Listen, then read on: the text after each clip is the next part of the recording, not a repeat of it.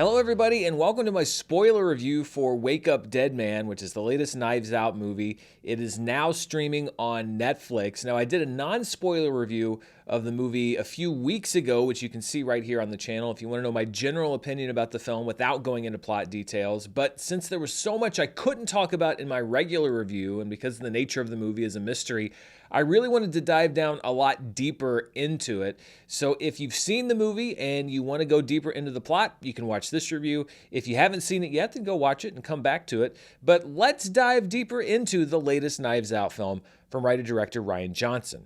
Scooby-Dooby-Doo. Praise to God! I did rewatch the movie for doing this review, and I have to say that I enjoyed it about as much or maybe even more the second time. I've often said that the strength of a mystery is really about how well it holds up on rewatch, and I think that the mystery in this movie does hold up very well. The first time I saw the movie, I thought that I'd kind of figured it out early. I thought that Monsignor Wicks had faked his own death with some accomplices and that he was positioning himself to be a reborn leader in order to consolidate his power even more. And I was honestly kind of disappointed in myself that I'd figured it out early, because I don't like to guess the ending of a mystery before the reveal. I kind of like to go along for the ride. But the movie was more clever than I was, which is always a good thing with a mystery, and it added the plot to murder Wicks on top of his own plans to take back his inheritance and to leave the church. So I wasn't really a step ahead of what was going on, I was a step behind, and I enjoy that. The Lazarus door, which they talked about on the tomb, I thought was either setting up Wicks faking his own death, which it kind of played into that, although not exactly, or it was setting up the solution to the murder. I thought that maybe there was a Lazarus door that was installed in the church alcove where Wicks was murdered, but the solution to that was a lot more complex. And one of the things that I like about the way that Rian Johnson constructs these mysteries is that there were a lot of small things that were very cleverly hidden in plain sight when you watch the second time, that you can see, oh, how did I miss that? And that is, I think, another trait of a great mystery. For example, when you see Wicks go into the alcove after his sermon, the red wolf head is actually already right there on the robe. They didn't do any trickery with camera angles. You just don't notice it the first time. And I saw it on a big screen the first time and didn't see it. Even though I'd already seen it, I didn't even think to look for it the second time I watched the movie. It is really well hidden in the wardrobe, and it does lend credibility to the fact that nobody would notice it there. You can also hear the flask hit the ground when Wicks collapses. And you can hear the door hit the flask when Father Judd closes it to let the doctor in. And that is a crucial plot point. Again, if that wasn't there, you'd say well, how could I have thought to think about that as a clue for the mystery? They didn't put it in the sound mix. Yeah, they actually did. Also, I think that Jeremy Renner does a really great job at playing that moment initially when Wicks collapses. He plays it just alarmed enough that you don't question the reaction the first time, but the second time through, it's also just kind of suspicious enough that you can see that he's playing dumb. And that's not an easy note to play for an actor. There's another one we're going to talk about that basically has to do that through the entire movie. Then, right before the ambulance arrives in the flashback, there is a cutaway to Father Judd writing his letter to Blanc, kind of recapping everything, and you see that he's thinking, and you realize the second time that this is not just a flashback to break up the action. He's pondering whether or not to include the part about hiding the flask, and he even glances out to where Benoit Blanc is sitting. And so you can see in that moment he's deciding not to include it, and then of course we would come back to that later. And then as they're getting ready to put Wicks' coffin in the crypt, you see everybody else leave from the front of Samson's garage, but he exits out of the back, and that's because he's going to change clothes so that he can swap out with Wicks' body. And it's really all right there in front of you, or it's there right for you to see or hear, but you don't know that it's important, and so you don't notice, which is the whole thing with Benoit Blanc. He does notice those things. Also, as Blanc is about to give his final summation just before his road to Damascus moment, you can actually see Glenn Close taking the pentobarbital, which is what then spurs him to do that course change and to not reveal who the murderer is to the congregation. I think some of this even goes down to criticism I saw for the title of the movie, because I saw a lot of people saying, well, wait a minute, Wake Up Dead Man, it's missing a comma. There should be a comma between Wake Up and Dead Man. But after seeing the movie, you realize that it's not a command. If you put the comma in there, it'd be like, wake up, dead man.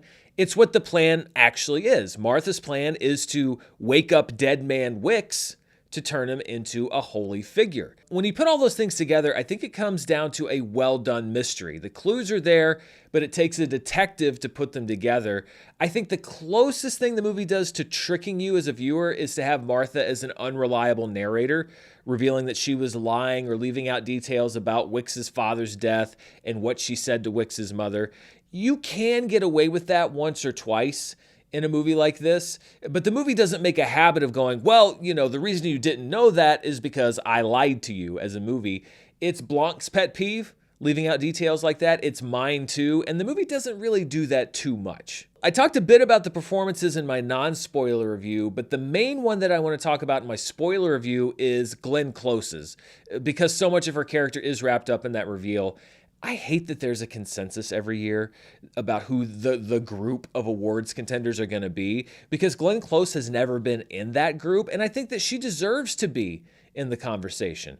Martha is an extremely complicated character, and in just about every scene, Glenn Close has to play that scene two ways. She has to play it how you see it the first time and how you see it the second time, and it has to make sense both ways without giving anything away the first time.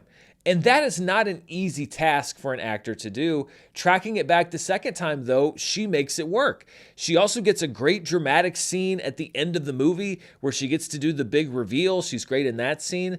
You're really good at this. But I also don't want it to be lost how funny she is in her movie, starting with her reveal, which I think is straight out of a Mel Brooks movie. I see you've met Martha. Martha? No. Monsignor Wicks. I thought that her delivery on the rocket ships line was perfect. Makes me sick. These kids painting rocket ships all over his sacred resting place. And I also love the moment where she freaked out when Simone, the cellist in the wheelchair, got up to get something from the table. That's just a great moment of broad comedy that she played very well. Jesus. It's a miracle. I can walk, Martha. Just hurts. Josh O'Connor also, I don't care how Warner Brothers wants to position his performance, is the lead of the movie. And I think he puts in a really good performance. Like Glenn Close, he's able to balance both drama and comedy. We're gonna get to the bottom of who killed Monsignor Wicks and why, and then that's it. But what I love the most about this movie is how it sets three characters up against each other, Father Judd, Monsignor Wicks, and Benoit Blanc, and how the movie's structure complements the conflicts between those characters. The first part of the movie, the flashback part, is all about Father Judd versus Monsignor Wicks. Father Judd is honestly the kind of priest that I think you'd want every priest or religious leader to be. He is a believer who sees that his calling is to lead his congregation to the light, to walk in the steps of faith and redemption, to be a force for compassion and love and forgiveness. Christ came to heal the world, not fight it. I believe that. It's this, not this, Wicks is the opposite of that. He's bitter. He believes the world is cruel. The only way to win is through pure brute force to beat his enemies into submission. And at the first chance he gets, he abandons his calling and his congregation for personal gain. I really think that a lot of the material involving Wicks was a good way to put a political commentary into a film without putting a flashing sign on it. Wicks was a charismatic leader driven by self-interest who solidified his power by othering anyone perceived as an outsider in order to create an us versus them mentality within his congregation. And his followers excused any of his bad behavior by saying, well, that's just Wicks being Wicks, and they were willing to jettison the concept of truth when confronted with his misdeeds. What is truth? Right, with various sources. We don't know that. What exists? Does any of this exist? For anybody looking for an allegory about current politics, I think the dots are pretty easy to connect, but it didn't strike me as so obvious and over the top that it completely derails the film or the plot. It's just an extra level to the movie that's there if you choose to engage with it in that way. Then, when Wicks is murdered, we set up two new opposing forces. They're not antagonistic towards each other, but it's Benoit Blanc and Father Judd. They are on opposite sides. When Benoit Blanc enters that church, he is a man of faith, not in God, but in his own abilities to solve this crime and to expose religion as a fraud. I want to pick it apart and pop its perfidious bubble of belief and get to a truth I can swallow without choking. Father Judd is becoming a non-believer, not in God, but in his own true calling. He's been beaten down by Wicks. He's been shattered by this murder. While Father Judd is lost on his path to enlightenment, Blanc believes that he is finally on the path to his ultimate reward, which is to solve the perfect crime. This should not exist in our real world. And yet here it is, the Holy Grail. Throughout the movie, though, Blanc and Father Judd will go back to being on opposite sides and then end up on the same side, really, and it's interesting to track. The key turning point in the movie is that phone call between Father Judd and Louise, the lady who works at the construction company. This is where Judd reconnects with his true calling, his road to Damascus moment, as he says, and I think it's a really well-acted moment by both Josh O'Connor and the woman that he's speaking with on the phone. You're not alone. I'm right here. At this point, Father Judd has once again become a man of faith, and Benoit Blanc is now in a crisis of faith. So they've switched places. Blanc's crisis is now in his own abilities because he can't get to the bottom of this crime. But then we come to the climax, where Benoit Blanc publicly takes the fall by saying that he can't solve the murder in order to let Martha confess her sins of her own accord. And this is where he and Father Judd end up on the same page. Now, Blanc has not been converted to Catholicism, but he has become a believer in the power of faith to the faithful, which is something that he said he wanted to destroy at the beginning of the movie. And I'm really a fan of how this movie treats faith, because there's two cliche roads that you could have gone down. One of them is Father Judd falling from grace, losing his faith, and Blanc being proven right that religion is a silly, superstitious lie.